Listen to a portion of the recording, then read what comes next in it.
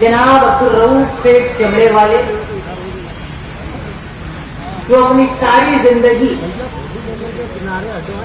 साथी निहाल अहमद साहब के साथ सोशलिस्ट पार्टी, जनता पार्टी और आज जनता दल सेकुलर तक बराबर ईमानदारी के साथ साथ निभा रहे हैं, वो इस जलसा-ए-आम की सदारत कर रहे हैं।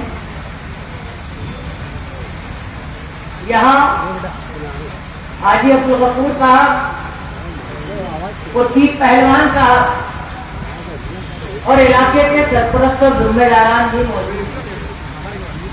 महागठबंधन आघाड़ी के कारपोरेटर्स भी हैं। कांग्रेस आई के साबिक यूथ कांग्रेस के शहरी सदस्य भी ले लेना और आज नुमाया हैसियत रखने वाले कांग्रेस आई में जो पॉलिसी को नापसंद करते हुए जिन्होंने जनता दल में शमूलियत अख्तियार की, मोहम्मद हुसैन साहब, वो भी यहाँ मौजूद है। हम लोग 23 तारीख को होने वाले इलेक्शन के सवाल पर इकट्ठा हैं और बात कर रहे हैं। ये इलेक्शन वार्ड नंबर 6 का मोहतरमा साजिदा मोहम्मद याकूब के इंतकाल के बाद ये नसीब खाली हुई। साजिदा मोहम्मद याकूब साहबा जनता दल के निशान पर मुस्तैदा महाज की उम्मीदवार थी, कामयाब हुई। अल्लाह ने कामयाबी नवाजी इज्जत दी।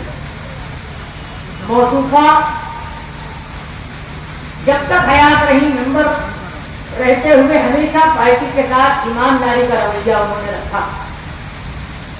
पार्टी के किसी फैसले के खिलाफ वो नहीं गई।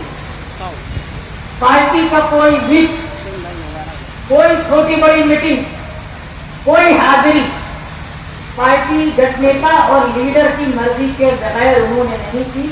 इसलिए मैं उनका हमेशा शुक्रगुजार रहूंगा।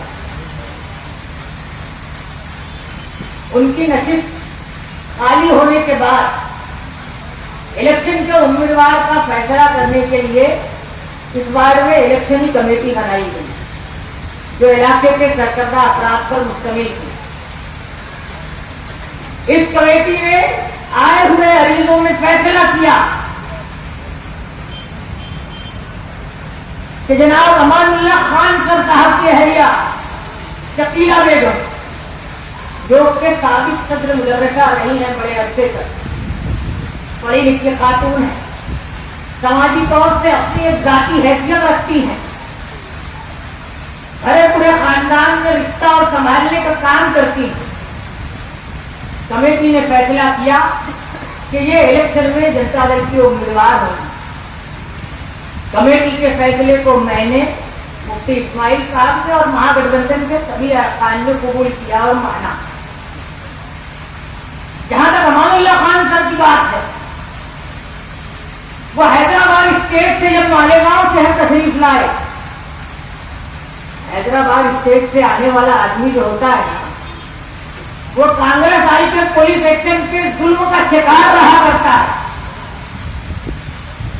वो जानता है कि क्या सलूक हैदराबाद स्टेट में लोगों के साथ और अक़लियत के साथ किया गया।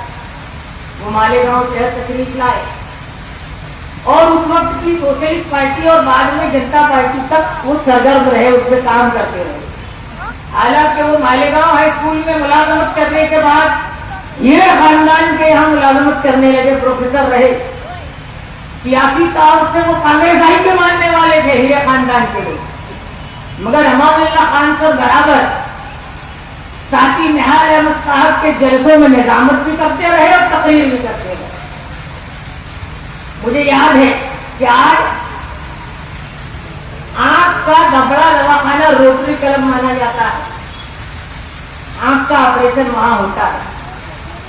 डॉक्टर नवल राय शाह और दूसरे लोग उसमें सरगर्म रहा करते थे। आज उनके हाल औलाद हैं। उस जमाने में मेरी पैदाइश से पहले की बात है, बताया गया कि 1971 और उसके बाद के वक्त में बड़े मशहूर सर्जन थे बदर मशरकी, आंख के दवाखाने, आंख के, उनको सोशलिस्ट पार्टी के जमाने में अमानुल्लाह खान सर, डॉक्टर नवल राय शाह और निहाल साहब ने बुलाकर मालेगांव शहर में आंख का पहला ऑपरेशन का कैंप करने की कोशिश की और बड़े सैकड़ों लोगों को उससे फाइट किया। ये बोलने का मतलब और मकसद मेरा ये है कि जो खातून उम्मीदवार हैं उनके शौहर और मुख्तलिफ समाजी हैसियत रखने वाले, और मैं तो खुशकिस्मती इसको ये मानता हूँ कि उम्मीदवार तो ऐसी हैं कि जो खुद कान पकड़ के रिजवान सर से भी सवाल जवाब कर सकती है। इसकी मुझे खुशी है। पार्टी में शमूलियत अख्तियार करते हुए और ईद मिलन प्रोग्राम के वक्त और इलेक्शन कमेटी से इलेक्शन में उम्मीदवारी का फैसला करते हुए रिजवान सर साहब ने माजी में हुए हालात पर अफसोस का इजहार किया।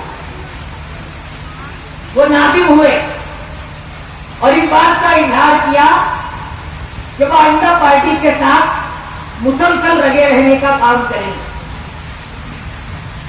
मैं मानता हूं कि खुदा भी सगीरा और कबीरा गुनाह माफ कर देता है, तो मैं तो खाक के पुतले हैं। जहां सियासी तकाजे की बात होगी, सियासत के नजरिए से देखने की बात होगी, अगर उन्होंने कोई गलती की तो तुम उसकी सजा जनरल इलेक्शन में दे चुके हो, सजा दी ना तुमने। अगर गलती है तो उसकी सजा देने के बाद बार बार दोगे क्या? अगर गलती है तो बेटे की सजा मां को दोगे क्या? कहना मैं ये चाहता हूं कि ये पार्टी नजरिए तो चलती है, कोई क्या कहता है इसकी मुझे परवाह नहीं। जनता दल सेकुलर साथी निहाल अहमद साहब के नजरिए तो चलती है। हमने इस शहर में हमेशा समाजी तौर से सुधार करने का काम इलेक्शन में उम्मीदवारी करते हुए किया। यहां अब्दुल अजीज नजीर अहमद साहब अजीज दल्लू बैठे हैं। मालेगांव शहर की सियासी तारीख गवाह है कि जनता दल ने और साथी निहाल अहमद साहब ने ये सोचकर उनको उम्मीदवारी दी कि ये आदमी कैद है, जेल में है, अगर ये अवामी वोटों से शुरू कराएगा तो ये ताजपुर कोर्ट सरकार के पास जाएगा कि आवाज उसको बेगुनाह मानती, उसका फायदा पहुंचा। मुझे याद है जामे मस्जिद के बाहर गुलामी वाले का वाकया हुआ करता था। निहाल अहमद साहब ने हिकमत की, माता मठ तालीम के सदर परवीन पाटिल को ही टिकट दे दिया, मुस्लिम मिले जुले इलाके से। और उसके बाद हाल यह रहा कि गणपति विसर्जन का काफिला जल्दी से वहां से गुजरे, इसका इंतजाम वही करने लगे। अब वहां ये शिकायत नहीं आती। जनता दल ने मालेगांव शहर में हमेशा सियासी तौर से सुधार का काम किया और जो उसी की कड़ी। हम मुश्किल हालात में भी अपनी रविश नहीं बदलते, हम अपना उसूल नहीं बदलते। मैं यहां बोल रहा हूं, सियासत में एक ही बात निहाल साहब ने सिखाई है कि तुमको जूता भी पड़ेगा, लड्डू भी मिलेगा, हार भी मिलेगा, तारीफ भी मिलेगी, परिणामी भी मिलेगी, मगर अपना रास्ता और अपना दिखाया हुआ कदम कभी पीछे मत हटाना। और हम उसको बराबर टिके। मैं यहां बोल रहा हूं, मैं जानता हूं कि मुझे अगर डॉक्टर फैसला करेंगे तो ऑपरेशन दोबारा करने के लिए जाना पड़ेगा। अगर उसकी तारीफ तय होगी तो मैं आपको बोलूंगा। मगर हमने अपने लीडर से यही सीखा कि ताकत के साथ अपनी पार्टी और अपने वर्करों के दम पर अपने इत्तेहादी साथियों को लेकर बुराई के खिलाफ लड़ते रहो। मैं मुफ्ती इस्माइल साहब का भी शुक्रगुजार हूं कि अगर मुझे इलाज और मानने के लिए सफर करना पड़ रहा है, कहीं जाना आना पड़ रहा है, जो वक्त मुझे इलेक्शन में अपने उम्मीदवार के लिए देना चाहिए मैं वैसा वक्त नहीं दे पा रहा। मैं जाती तौर से शुक्रगुजार हूं उनका कि उन्होंने एक बेहतरीन इत्तेहादी साथी के साथ साथ रफीक और मुरब्बी बड़े भाई का किरदार भी मेरे साथ अदा किया। क्या बात।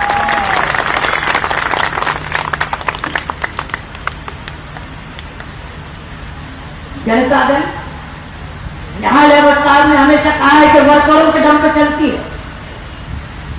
इस मुश्किल हालात में भी अगर हम इलेक्शन में हैं तो तुम्हारे भरोसे हैं, लोगों के भरोसे हैं, वर्करों के भरोसे हैं।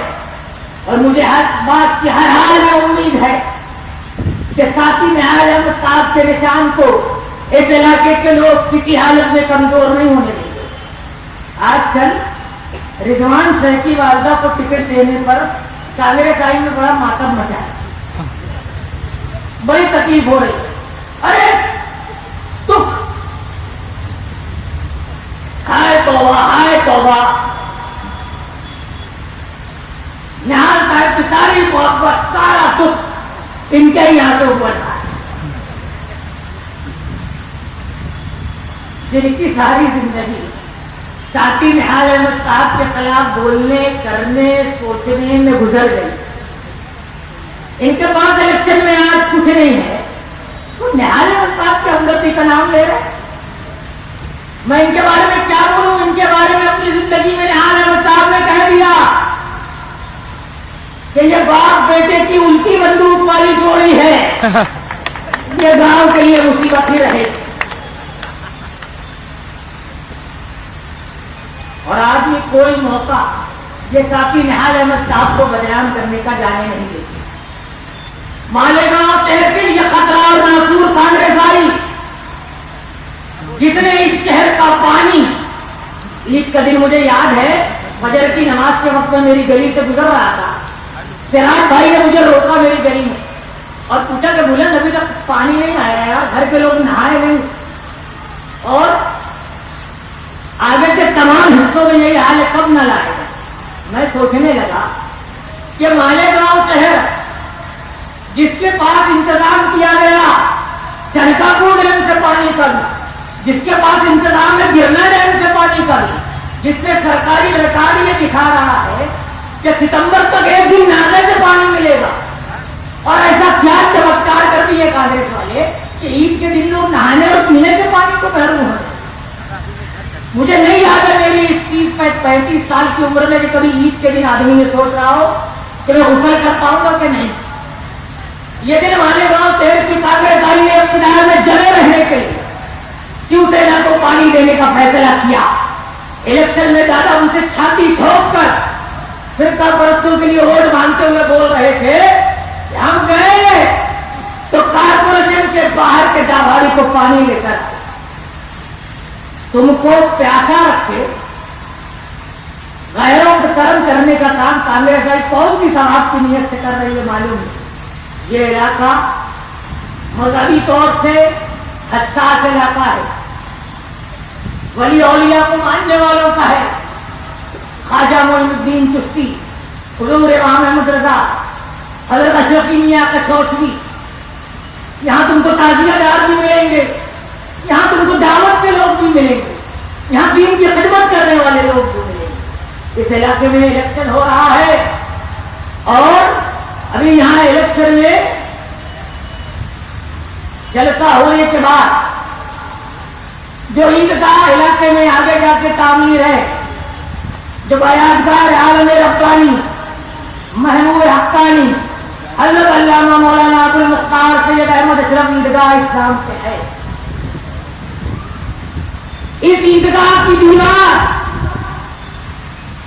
चंद फीट बनाकर 35 लाख का बिल कांग्रेस आई के चमत्कारी चैंपियन चोरों ने कारपोरेशन में जमा करा दिया। बेहद अफसोस की बात है कि मस्जिद और मीनारों के इस शहर में जहां अच्छाई और बुराई के फर्क का ख्याल किया जाता है, वहां ईदगाह पे ईद के दिन मिंबर से बयान देते हुए ईदगाह के इमाम को, पेश इमाम को ईद के बयान में यह कहना पड़ता होगा कि लोगों, नमाजियों, हमारी ईदगाह की दीवार तामीर नहीं होती, हाथ भर की दीवार है और बिल 35 लाख का जमा हो गया। हमने इसकी शिकायत की, हमने मदद मांगी, हमने कारपोरेशन को लिखा, मगर कोई फैसला नहीं होता। लोगों इसके लिए दुआ करो और मदद करो। मालेगांव जैसे मदनी शहर में कांग्रेस आई क्या दिखाना चाहती है इस शहर को?